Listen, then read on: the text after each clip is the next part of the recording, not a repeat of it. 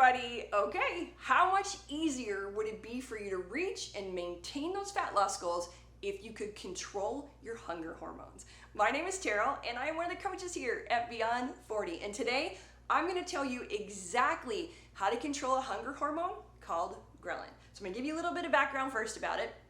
Ghrelin is actually a survival hormone that you have, and it is meant, number one, to help your body keep the fat on you when food is scarce. So it literally makes you hungry. It makes you look for food, and it makes you keep that stored energy on your body, because for your body, your fat is like its savings account. So it is the most important thing. So when food becomes scarce or energy becomes scarce, your body's gonna hold on to the savings account as you would if you suddenly lost your job and you needed to make sure that you could survive for a few months. You wouldn't go out and buy, like, say, new furniture.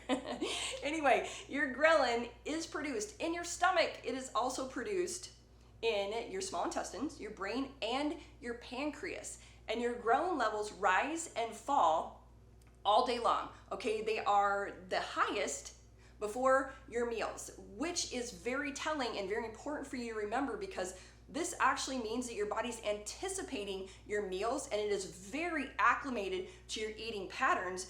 And so it can be very difficult for you to change those eating patterns when you start a new nutrition plan or you've decided that you need to lose a few pounds, okay? Now your ghrelin levels are the lowest after a meal. So you've satisfied your hunger and your ghrelin levels drop because you don't need any more food at that point.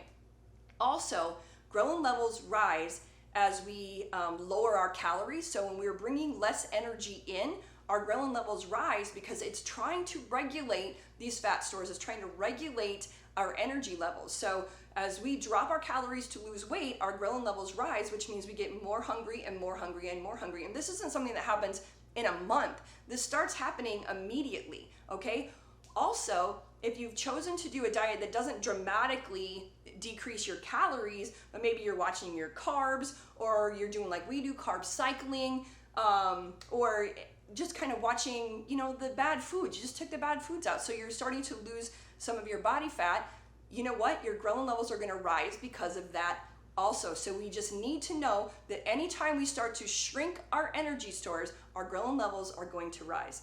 Also, they rise naturally as we age, which I'm 52 years old, so I cannot ignore this fact, and I need to pay very close attention to it. So I'm going to give you the bad news first, and then I'm going to give you the good news, which isn't necessarily good. It's honestly great. And I'm going to finish up with a tip for you that I give to my coaching clients. Okay, so the bad news is, not only does it affect your hunger, it also affects your sleep-wake cycles, which can be a very big deal, okay? It also affects your reward-seeking behavior, which to me, this is huge, because not only are you more hungry than normal, but you're seeking out foods that are high in fat and sugar, because they activate our reward system in our body, right? So this is no good, and definitely no place we want to be.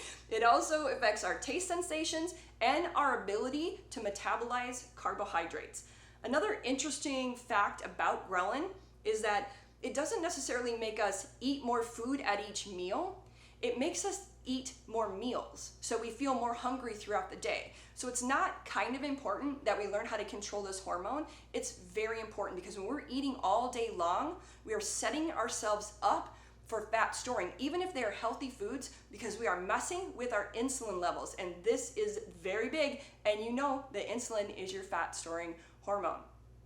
Now guess what? The good news, the great news. The great news is this: it's easy to get in front of it. So here's how we're gonna do it. Number one, the best way to get in front of this is to avoid the highs and lows of weight loss. So we don't wanna keep gaining and losing the same 10, 20, 30, 40 or more pounds, okay? Because as soon as we start to lose it, our ghrelin levels are gonna rise. We're gonna get very, very hungry again, and now we're going to regain it. So we want to reach those fat loss goals, whatever they are, and then we want to maintain it, okay? Which is the secret at the end.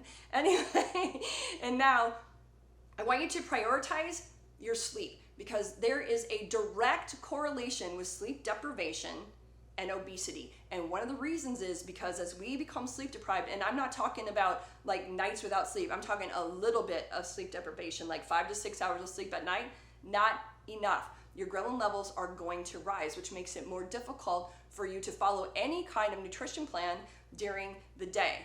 Now, this next one is probably my favorite, and I think I talk about it in every video, which is you need to increase and maintain that muscle mass on your body. I would tell you this is nearly the fountain of youth, okay? And I will beg you to do it. I beg all of my coaching clients because honestly, this is life-changing. So we need to keep that muscle mass on our body. It takes control of a lot of our hormones when we have a nice, strong muscle mass and muscle base, okay? This is where our metabolism is, and it will literally keep your ghrelin levels low. Next, I want you to eat protein at every meal, which we talk about all the time. Good, clean, quality proteins. And I don't care if they're animal proteins or plant proteins. I tend to eat more of a vegetarian diet. So a lot of my proteins are plant proteins, but I do eat some animal proteins also. And lastly, I want you to cycle your calories. So I don't want every day for you to be in the same amount of calorie deficit. Number one, your body's going to adapt to it, but number two, your ghrelin levels are going to continue to rise. Okay, and we definitely don't want to feel that hunger of a low calorie diet. And if you are on an extremely low calorie diet, your ghrelin levels are raising dramatically every single day. So like I said, even if you're losing fat and not lowering your calories too much, you're still going to have a rise in ghrelin levels, which is why we love carb cycling, which is why we find it so successful, okay? So you're going to take 4 to 5 days out of the week and you're going to eat protein and vegetables. You're going to keep everything low carb. You're going to keep your body in this fat burning environment and you're firing it off. But a couple days a week, you're going to add those clean carbs back in. I'm talking potatoes, rice, fruits, clean carbs. And when you eat those carbs, I want you to lower your fat. Okay, because we want to add the carbs back in, want to increase our calories, but we don't want to put ourselves in a fat burning environment that is the combination of fat and carbs or starches and fruits together. So keep those separate on your carb cycling days, raise your calories a little bit, let those ghrelin levels fall, let your body relax a little bit, and then get back into it the next day, lower your calories, and go back into your low carb dieting. You can use Saturday and Sunday. You can use Wednesday and Saturday, which a lot of my coaching clients find very successful. They love the Wednesday and Saturday because it's something for them to kind of look forward to in the middle of the week.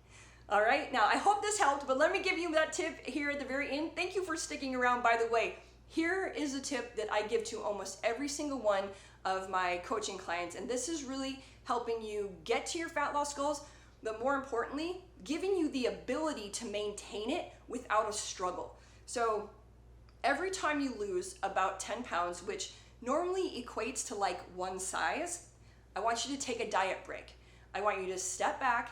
I want you to go into maintenance. I don't want you to take a diet break by like going off the wagon or off the deep end of it, but I want you to take a diet break. I want you to raise your calorie level and I want you to just sit and I want you to maintain that weight for a couple of weeks. Let your ghrelin levels rise. Let all of your hormones that are associated with a change in your energy level to reacclimate to where you are now. And then I want you to get back into it. And again, another 10 pounds, do it again. And this way you're slowly losing, but you're changing your environment inside of your body so that your body's gonna more easily maintain it without the struggles. Okay? Anyway, I hope this helps.